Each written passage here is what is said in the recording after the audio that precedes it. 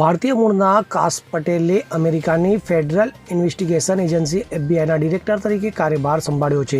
તો શનિવારે આયોજિત શપથ ગ્રહણ સમારોહમાં તેમણે ભગવદ્ ગીતા ઉપર હાથ રાખીને શપથ લીધા હતા.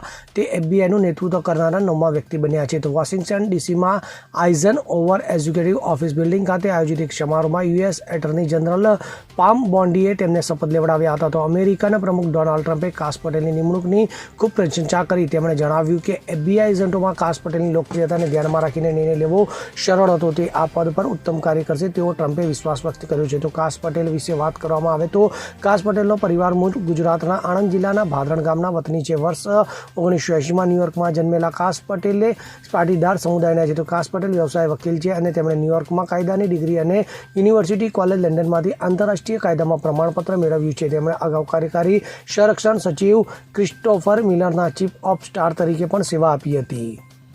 Bureau report CN24 news. હવે જુઓ દેશ દુનિયાની તમામ ખબરો તમારી આંગળીના ટેરવે. ઉઠાવો મોબાઈલ અને ગૂગલ પ્લે સ્ટોર પરથી ડાઉનલોડ કરો અમારી CN24 ન્યૂઝ મોબાઈલ એપ.